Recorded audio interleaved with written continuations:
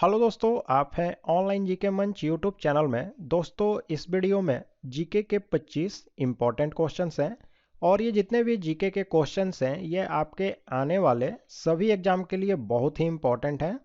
तो आप पूरा वीडियो देखें बिना स्किप किए। तो दोस्तों, आज के वीडियो का पहला सवाल है, स्वामी विवेकानंद का मूल नाम क्या था? तो स्वामी विवेकानंद जी जो हैं इनका मूल नाम था नरेंद्र नाथ दत्त। तो ऑप्शन है राइट आंसर होगा।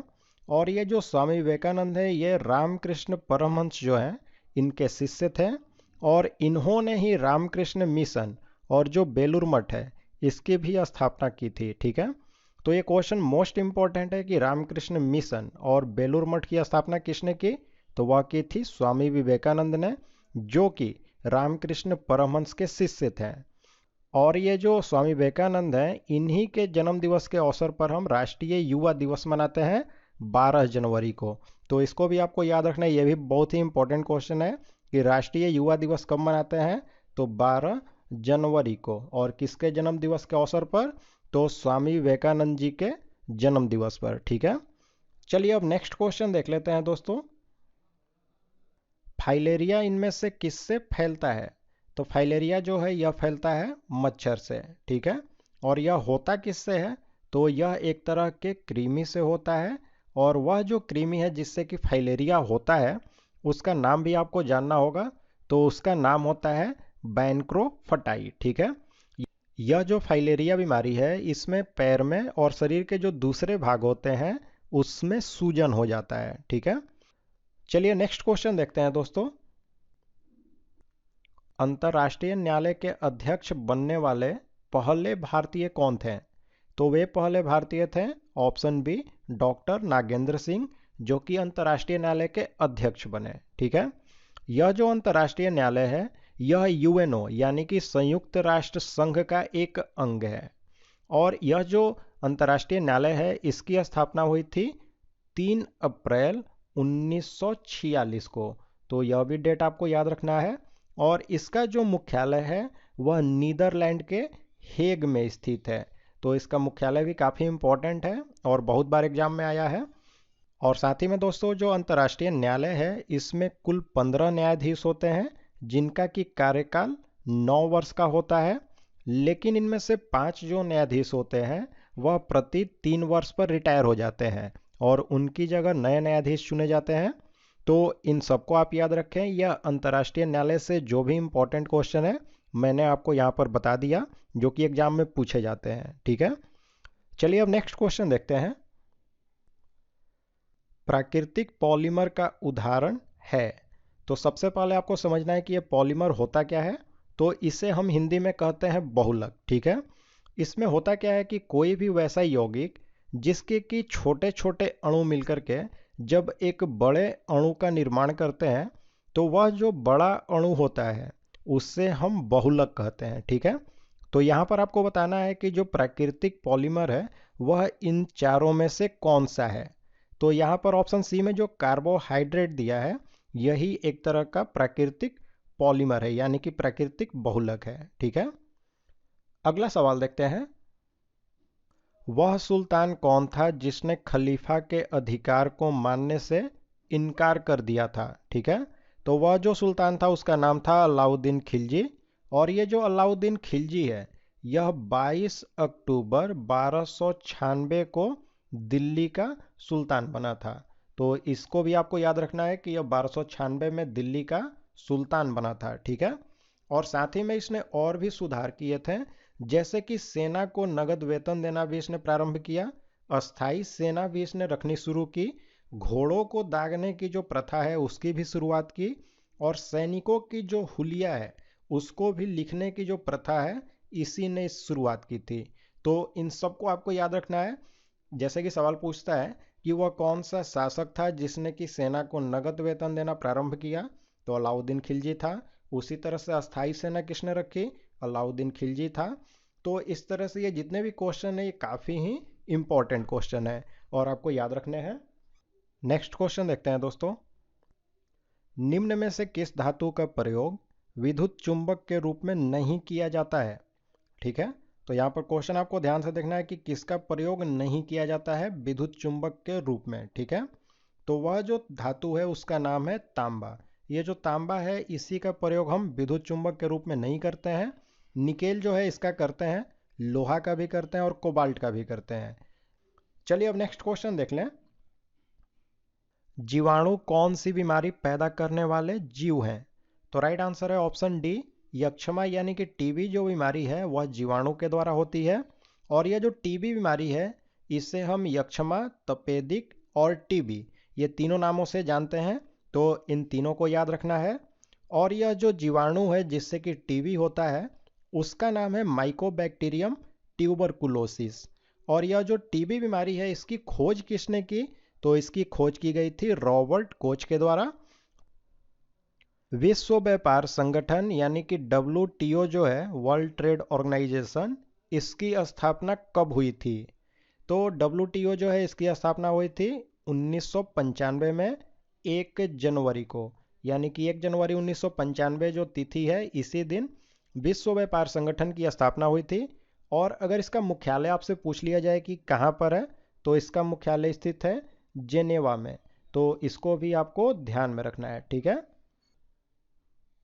निम्न में से कौन सी धातु प्रकृति में मुक्त स्थिति में पाई जाती है?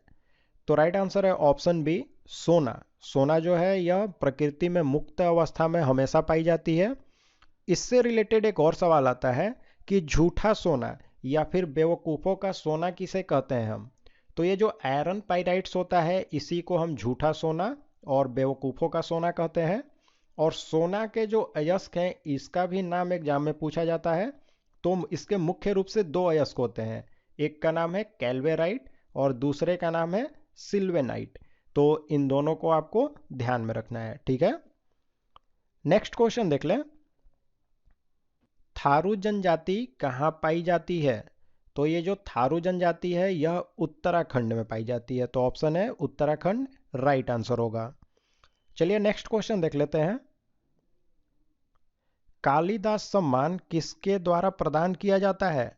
तो ये जो कालिदास सम्मान है इसकी स्थापना हुई थी 1980 में और यह कला के क्षेत्र में दिया जाता है। तो इसे भी आपको याद रखना है कि किस क्षेत्र में दिया जाता है, तो कला के क्षेत्र में। और यह किसके द्वारा दी जाती है? तो यह मध्य प्रदेश की जो सरकार है उसी के द्वारा दी जाती है। तो ऑप्शन सी, मध्य प्रदेश सरकार राइट आंसर है। पोंग बांध किस नदी पर बना है? तो ये जो पोंग बांध है यह ब्यास नदी पर स्थित है। और यह जो पोंग बांध है यह हिमाचल प्रदेश में जो कांगड़ा जिला है वहीं पर स्थित है। और यह जो पोंग बांध है यह कब बनाया गया? तो यह 1975 में बनाया गया था, ठीक है। मुद्रास्फीति को कैसे रोका जा सकता है? तो सबसे पहले समझते हैं कि मुद्रास्फीति होती क्या है, ठीक है। तो मुद्रास्फीति वैसी स्थिति होती है जिसमें कि मुद्रा का मूल्य गिर जाता है, यानी कि मुद्रा की जो खरीदने की शक्ति है, क्रय शक्ति, वह कम हो जाती है और वस्तुओं की कीमत जो है वह लगातार बढ़ने लगती है। तो इसे हम कहते हैं मुद्रास्फीति। और इसको नियंत्रित हम कर सकते हैं मुद्रा की पूर्ति को घटा करके। तो ऑप्शन डी राइट आंसर है इसका। किसी पौधे का खाद्य चालन उत्तक होता है? तो देखिए पौधे में दो तरह के उत्तक होते हैं। पहला होता है जाइलम। यह जो जाइलम है यह जल और खनिज जो है इसको खींच करके जमीन से पौधे के दूसरे भागों में पहुंचाता है। और दूसरा होता है फ्लोएम। यह जो फ्लोएम है यह पौधों की पत्तियों में जो भोजन बनता है उनको यह पौधों के अलग अलग भागों में पहुंचाता है। तो इस क्वेश्चन में पूछ रहा है कि खाद्य चालन उत्तक कौन सा है? तो वह है फ्लोएम। तो ऑप्शन है फ्लोएम राइट आंसर है इसका। चलिए नेक्स्ट क्वेश्चन देखते हैं। विश्व का सबसे बड़ा नदी डेल्टा कौन सा है? तो विश्व का जो सबसे बड़ा नदी डेल्टा है वह है गंगा ब्रह्मपुत्र डेल्टा। और ये जो गंगा ब्रह्मपुत्र डेल्टा है इससे हम सुंदरबन डेल्टा भी कहते हैं। तो ऑप्शन ए है इसका राइट आंसर। अगला सवाल है दोस्तों, सिंधु घाटी स्थल कालीबंगन किस राज्य में स्थित है? तो यह जो कालीबंगन है यह राजस्थान में स्थित है। और पूछा जाए कि राजस्थान के किस जिले में स्थित है, तो यह राजस्थान के गंगानगर जिले में स्थित है और यह घग्गर नदी के किनारे स्थित है। तो ये तीनों को ध्यान में रखें। बुद्ध ने निम्नलिखित में से किस स्थान पर महापरिनिर्वाण प्राप्त किया था? तो देखिए, बौद्ध धर्म में ये जो महापरिनिर्वाण है, यह बुद्ध की मृत्यु को कहा जाता है। तो बुद्ध को महापरिनिर्वाण यानी कि उनकी मृत्यु हुई थी कुशीनगर में। तो ऑप्शन है राइट आंसर होगा। और कुशीनगर में इनकी मृत्यु हुई थी 80 वर्ष की आयु में। तो इसे भी ध्यान में रखें। नेक्स्ट क्वेश्चन है, पौधे के किस भाग से हल्दी प्राप्त की जाती है? तो पौधे में जो तना होता है उसी से हमें हल्दी मिलती है। तो ऑप्शन बी तना राइट आंसर होगा। अगला सवाल है, किस दार्शनिक को 10,000 पीढ़ियों का अध्यापक कहा जाता है? तो 10,000 पीढ़ियों का अध्यापक हम कहते हैं कन्फ्यूशियस को। यह जो कन्फ्यूशियस है, यह चीन का एक प्रसिद्ध दार्शनिक था और साथ ही में यह एक समाज सुधारक भी था। ठीक है। अगला सवाल है दोस्तों, भारत में संपत्ति के अधिकार को अब माना जाता है। तो भारत में जो संपत्ति का अधिकार है उसे अब हम एक कानूनी अधिकार मानते हैं। यह जो संपत्ति का अधिकार है, यह मूल संविधान में एक मौलिक अधिकार था, लेकिन संविधान में 1978 ईस्वी में 44वां संशोधन हुआ और उसके बाद से यह जो संपत्ति का अधिकार है उससे एक कानूनी अधिकार बना दिया गया। ठीक है। अगला सवाल देखते हैं दोस्तों, एक शाकाहारी को अपने शरीर के लिए आवश्यक फास्फोरस किस खाद्य पदार्थ से मिलता है? तो फास्फोरस जो है वह मिलता है दूध से।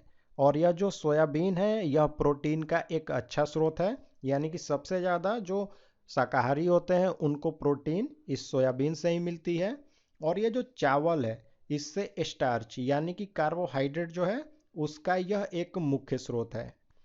चलिए अब अगला सवाल देखते हैं, पौधों में जल की ऊपर की ओर गति कहलाती है। तो अभी हमने पिछले सवाल में देखा कि जो जाइलम नाम का उत्तक होता है वही पौधों में जल को ऊपर की तरफ ले जाता है, यानी कि जमीन से खींच करके पौधों के अन्य भागों में पहुंचाता है।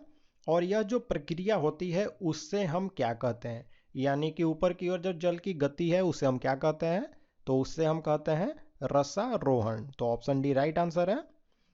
अगला सवाल है, राष्ट्रीय आहार संस्थान यानी कि नेशनल इंस्टीट्यूट ऑफ न्यूट्रिशन कहाँ पर स्थित है? तो यह जो राष्ट्रीय आहार संस्थान है यह स्थित है हैदराबाद में। ठीक है। अगला सवाल है, पेट्रोलियम कहाँ पाया जाता है? तो पेट्रोलियम जो होता है वह अवसादी चट्टानों में पाया जाता है। तो ऑप्शन बी है राइट आंसर इसका। महेंद्रगिरी चोटी कहाँ स्थित है?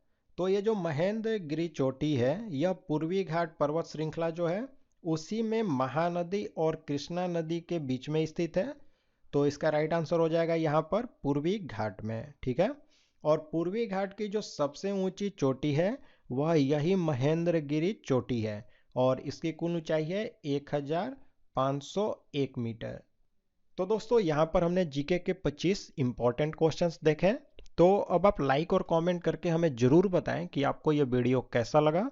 और साथ ही में दोस्तों, अगर आपको ये वीडियो अच्छा न लगा हो तो इस वीडियो को डिसलाइक भी करें, लेकिन साथ में हमें ये बताएं कि इस वीडियो में हमें और क्या करने की ज़रूरत है। और साथ ही में दोस्तों, अगर आप हमारे चैनल का वीडियो पहली बार देख रहे हैं तो हमारे चैनल को ज़रूर सब्सक्राइब करें और जो बेल बटन का आइकन है उससे भी प्रेस कर दें, जिससे कोई भी नई वीडियो जो है उसको हम अपलोड करें तो इसकी जानकारी आपको नोटिफिकेशन से मिल जाए।